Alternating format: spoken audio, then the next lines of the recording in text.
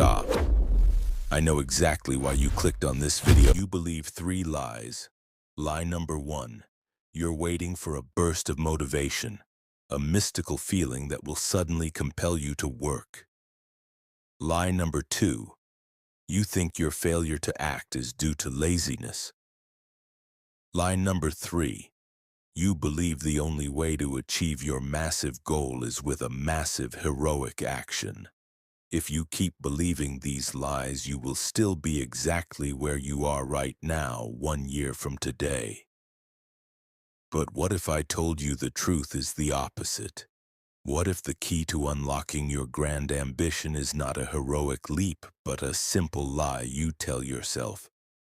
This is the true story of Elias, a brilliant architect who was paralyzed by his own potential. For years, he couldn't even start his greatest project. His ambition was a magnificent prison.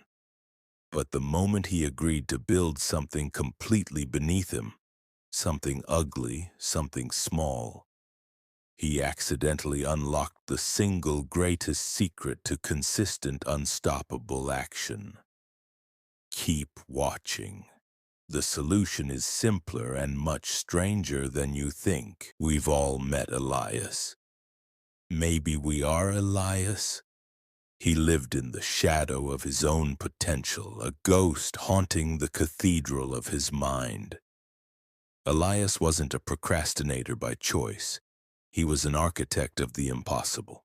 His sketchbook held designs that could reshape a skyline, concepts for sustainable towers and homes that breathed light. But these blueprints, meticulously inked and annotated, had one thing in common. They never left the sketchbook. He was 28, brilliant, and paralyzed by the vast, beautiful distance between who he was and who he was meant to be. He had the map, the compass, and the destination. But every morning he chose to stay at the port. This is the story of how Elias finally learned that the gap between ambition and action isn't crossed with a single leap, but with 1,000 insignificant steps. Elias's ambition wasn't his friend, it was his warden. He dreamt of designing the city's new central library, a 7-story glass and steel marvel. But to apply for the prestigious design grant, he had to submit a portfolio. He would sit at his desk, staring at the blank digital canvas, waiting for a moment of pure, unadulterated inspiration. He believed his first line of work had to be perfect, flawless, a testament to the grand vision he held in his head. He'd spend hours researching Italian marble and Scandinavian wood, drowning in preparation instead of launching into creation. This meticulous research felt like work, silencing the immediate guilt. But it was merely a luxurious form of delay. He was not lazy, he was simply terrified of creating something mediocre. His high ambition demanded a 10, but his fear kept him at a 0. The pressure to build a masterpiece meant he never laid the first brick. And so, the days dissolved into weeks, marked only by the piling up of empty takeout containers, symbols of his beautiful, wasted time.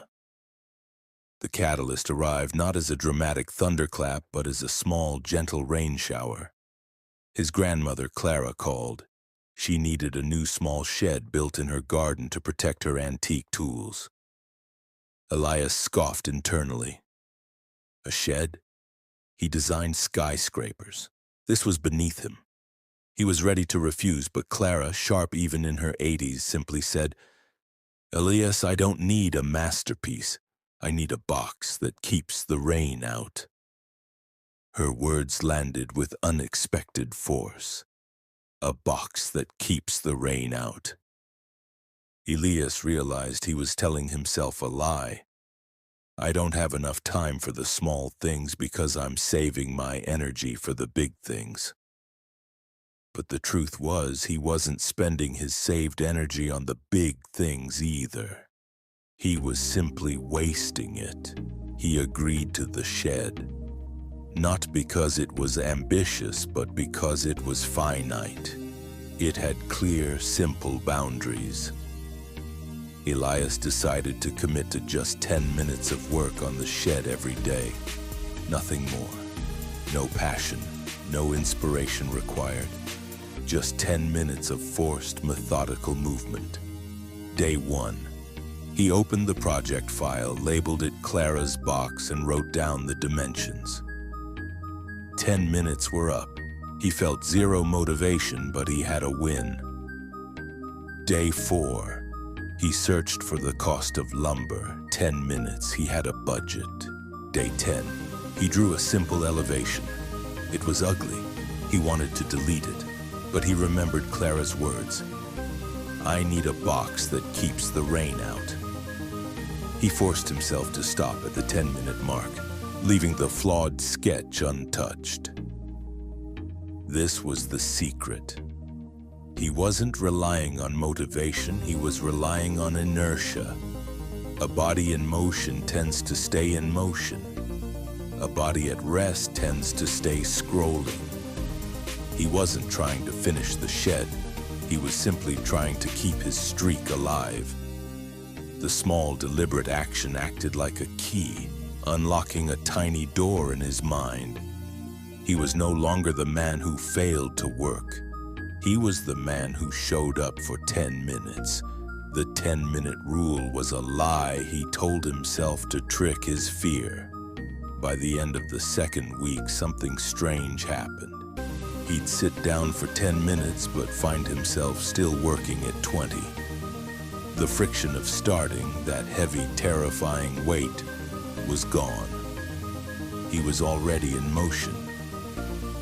The simple act of drawing the shed's foundation made it easier to draw the walls. Finishing the walls made it easy to order the roof. The task was still small, but the identity shift was monumental. Elias realized that the motivation he had waited for all those years didn't arrive before the work. It was a byproduct of the work. It was the dopamine hit of seeing a small gap close. He completed the shed. It wasn't a masterpiece, but it was functional, sturdy, and real. It was done. Elias delivered the shed to Clara. She didn't praise the design, she praised the completion. "It's perfect, Elias," she said, "and because it's here." When Elias finally returned to his apartment, he saw his city design not as a 7-story monolith, but as a series of small, manageable tasks.